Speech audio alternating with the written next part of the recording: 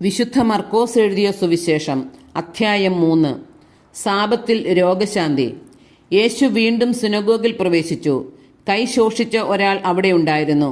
യേശുവിൽ കുറ്റമാരോപിക്കുന്നതിനു വേണ്ടി സാബത്തിൽ അവൻ രോഗശാന്തി നൽകുമോ എന്നറിയാൻ അവർ ഉറ്റുനോക്കിക്കൊണ്ടിരുന്നു. കൈ ശോഷിച്ചവനോട് അവൻ പറഞ്ഞു, എഴുന്നേറ്റ് നടുവിലേക്ക് വരൂ.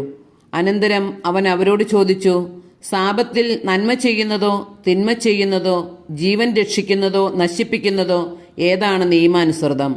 അവർ നിശബ്ദരായിരുന്നു. അവരുടെ ഹൃദയകാഠിന്യത്തിൽ ദുഃഖിച്ച് അവരെ ക്രോധത്തോടെ നോക്കിക്കൊണ്ട് യേശു അവനോട് പറഞ്ഞു, കൈ നീട്ടുക. അവൻ കൈ നീട്ടി, അത് സുഖപ്പെട്ടു. ഫരിസേയർ ഉടനെ പുറത്തേക്കിറങ്ങി യേശുവിനെ നശിപ്പിക്കാൻ വേണ്ടി ഹെരോദേസ് പക്ഷക്കാരുമായി ആലോചന നടത്തി. കടൽ തീരത്തെ അത്ഭുതങ്ങൾ. യേശു ശിഷ്യന്മാരോടുകൂടെ കടൽ തീരത്തേക്ക് പോയി.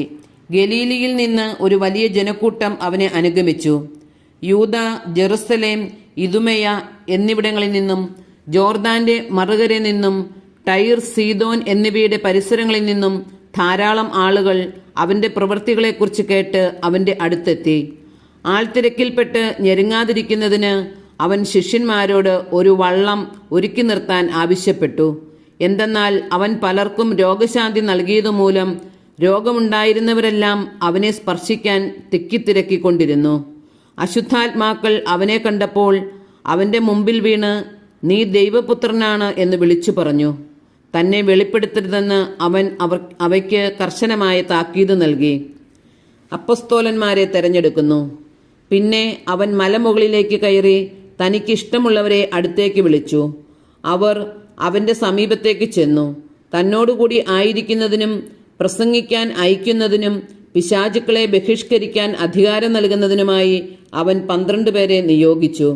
അവർ പത്രോസ് എന്ന് അവൻ പേര് നൽകിയ ശിമയോൻ, ഇടിമുഴക്കത്തിന്റെ പുത്രന്മാർ എന്നർത്ഥമുള്ള ബൊവനർഗസ് എന്നു പേര് നൽകിയ സെബദീ പുത്രന്മാരായ യാക്കോബും സഹോദരൻ യോഹന്നാനും, അന്ത്രയോസ്, പീലിപ്പോസ്, ബെർത്തലോമിയ, മത്തായി, തോമസ്, ഹൽപ്പയുടെ പുത്രൻ യാക്കോബ്, തദേവൂസ്, കാനാൻകാരനായ ശിമയോൻ, യേശുവിനെ ഒറ്റിക്കൊടുത്ത യൂദാസ് കറിയോത്ത, യേശുവും ബേൽസെബൂലും.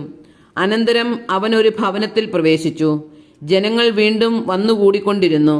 തന്മൂലം ഭക്ഷണം കഴിക്കാൻ പോലും അവർക്ക് കഴിഞ്ഞില്ല. അവന്റെ സ്വന്തക്കാർ ഇത് കേട്ട് അവനെ പിടിച്ചുകൊണ്ടുപോകാൻ പുറപ്പെട്ടു. കാരണം അവന് സുബോധം നഷ്ടപ്പെട്ടിരിക്കുന്നുവെന്ന് അവർ കേട്ടിരുന്നു. ജെറുസലേമിൽ നിന്ന് വന്ന നിയമജ്ഞർ പറഞ്ഞു, അവനെ ബേൽസെബൂൽ ആവേശിച്ചിരിക്കുന്നു. പിശാചുക്കളുടെ തലവനെ കൊണ്ടാണ് അവൻ പിശാചുക്കളെ പുറത്താക്കുന്നത്. അവൻ അവരെ അടുത്ത് വിളിച്ച് ഉപമകൾ വഴി അവരോട് പറഞ്ഞു, സാത്താന് എങ്ങനെയാണ് സാത്താനെ പുറത്താക്കാൻ കഴിയുക? അന്തഃഛിദ്രമുള്ള രാജ്യം നിലനിൽക്കുകയില്ല, അന്തഃഛിദ്രമുള്ള ഭവനവും നിലനിൽക്കുകയില്ല. സാത്താൻ തനിക്ക് തന്നെ എതിരായി തല ഉയർത്തുകയും ഭിന്നിക്കുകയും ചെയ്താൽ അവന് നിലനിൽക്കുക സാധ്യമല്ല. അത് അവന്റെ അവസാനമായിരിക്കും.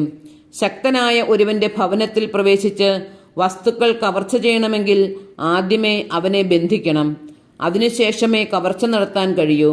സത്യമായി ഞാൻ നിങ്ങളോട് പറയുന്നു, മനുഷ്യമക്കളുടെ എല്ലാ പാപങ്ങളും അവർ പറയുന്ന ദൂഷണങ്ങളും ക്ഷമിക്കപ്പെടും. എന്നാൽ പരിശുദ്ധാത്മാവിനെതിരായി ദൂഷണം പറയുന്നവന് ഒരു കാലത്തും പാപത്തിൽ നിന്ന് മോചനമില്ല. അവൻ നിത്യപാപത്തിന് ഉത്തരവാദിയാകും. അവൻ ഇങ്ങനെ പറഞ്ഞത് തനിക്ക് അശുദ്ധാത്മാവുണ്ട് എന്ന് അവർ പറഞ്ഞതിനാലാണ്. യേശുവിൻ്റെ അമ്മയും സഹോദരരും. അവന്റെ അമ്മയും സഹോദരന്മാരും വന്ന് പുറത്തു നിന്നുകൊണ്ട് അവനെ വിളിക്കാൻ ആളയച്ചു. ജനക്കൂട്ടം അവനു ചുറ്റും ഇരിക്കുകയായിരുന്നു. അവർ പറഞ്ഞു, നിന്റെ അമ്മയും സഹോദരന്മാരും സഹോദരിമാരും നിന്നെ കാണാൻ പുറത്തു നിൽക്കുന്നു. അവൻ ചോദിച്ചു, ആരാണ് എൻ്റെ അമ്മയും സഹോദരങ്ങളും? ചുറ്റും ഇരിക്കുന്നവരെ നോക്കിക്കൊണ്ട് അവൻ പറഞ്ഞു, ഇതാ എൻ്റെ അമ്മയും എൻ്റെ സഹോദരങ്ങളും. ദൈവത്തിൻ്റെ ഹിതം നിർവഹിക്കുന്നവനാരോ അവനാണ് എൻ്റെ സഹോദരനും സഹോദരിയും അമ്മയും.